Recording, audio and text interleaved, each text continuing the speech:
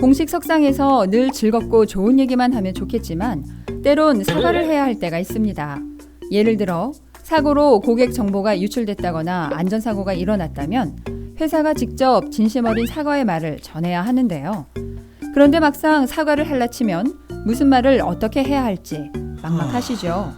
어쩌면 말을 아끼자는 마음으로 죄송하다는 말만 간단히 하는 것이 미덕이라 생각할 수도 있는데요.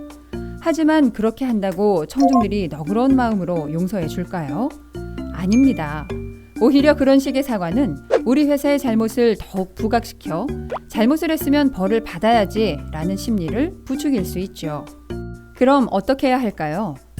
세계적인 미디어 트레이너인 빌 맥파로는 3R 법칙을 기억하라고 하는데요. 3R이 뭐냐고요? 첫 번째 R은 regret, 즉 반성하는 표현이 충분히 잘 표현돼야 한다는 것입니다. 두 번째 R은 reason, 즉 사건의 원인과 대응하고 있는 상황을 이성적으로 분석하는 것을 말하죠. 마지막 세 번째 R은 remedy, 즉 재발 방지를 위한 해결책 제시인데요. 이렇게 3R이 충분히 잘 표현된 사과는 듣는 사람들의 마음을 움직일 수 있다고 하죠. 세계적인 CEO들은 이 3R 법칙을 잘 적용해 사과의 메시지를 전하고 있는데요.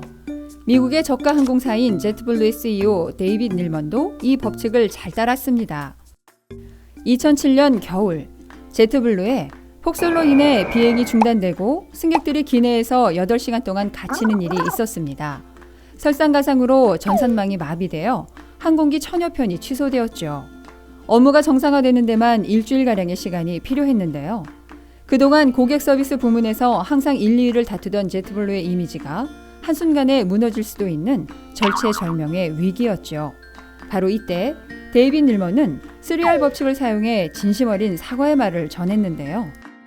먼저 regret, 즉 이번 사건에 대해 진심으로 반성한다는 표현을 충분히 표현했습니다.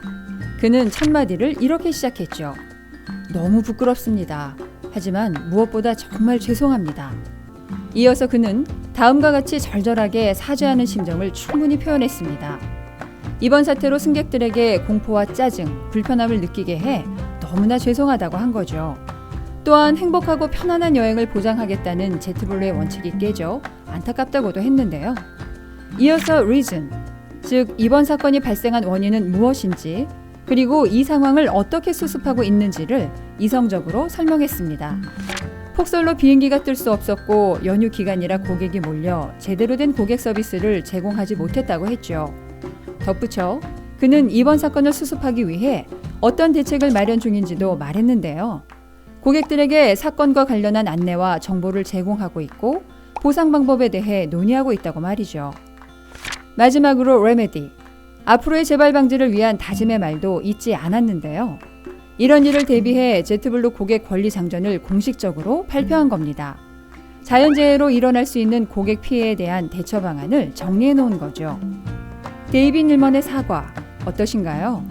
고객들은 제트블루의 사과에 진정성을 느꼈는데요.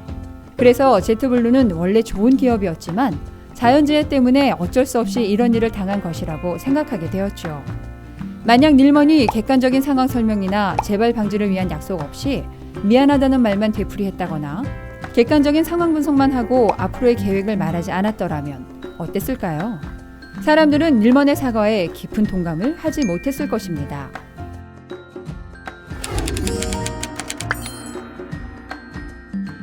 혹시 여러분도 어떻게 하면 사과가 진심으로 들릴지 그 방법을 고민하고 계신가요?